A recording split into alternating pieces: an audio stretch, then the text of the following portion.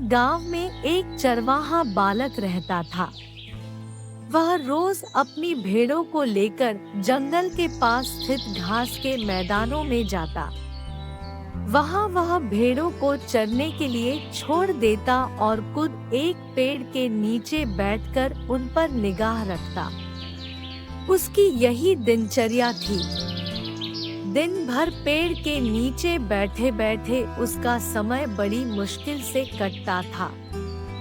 उसे बोरियत महसूस होती थी।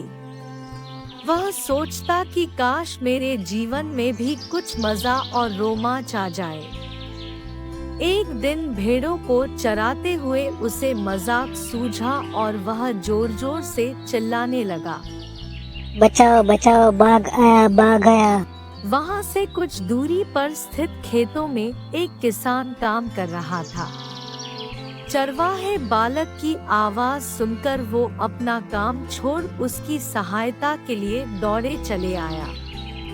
लेकिन जैसे ही वो उसके पास पहुंचा, बालक उसे देख के उछल उछल के हंसने लगा।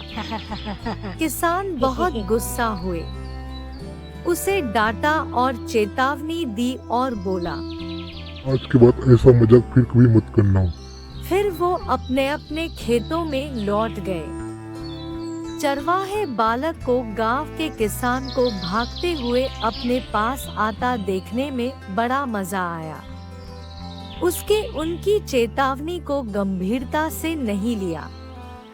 अगले दिन उसे फिर से मस्खरी सूझी और वह फिर से चिल्लाने लगा, बचाओ बचाओ, बाघ आया बाघ आया। खेत में काम कर रहे किसान अनहोनी की आशंका में फिर से दौड़े चले आए, जिन्हें देखकर चरवाहा बालक फिर से जोर जोर से हंसने लगा।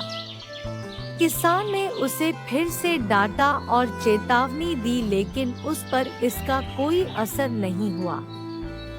उसके बाद जब तक वह किसान को इसी तरह बाघ आया कहकर बुलाता रहा, बालक के साथ कोई अनहोनी न हो जाए, ये सोचकर किसान भी आते रहे।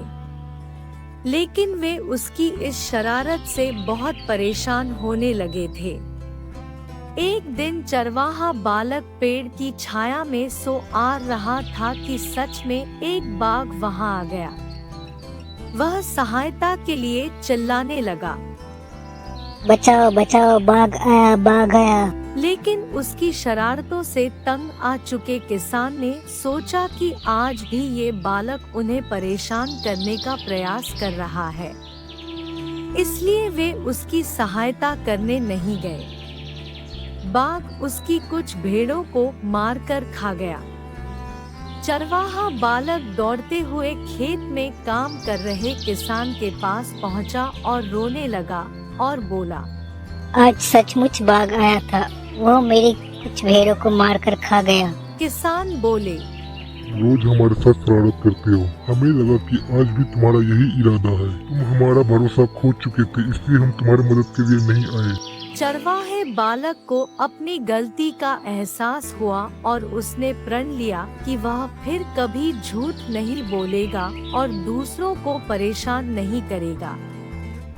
बार बार झूठ बोलने से लोगों के विश्वास पर चोट पहुंचती है और उनका विश्वास टूट जाता है।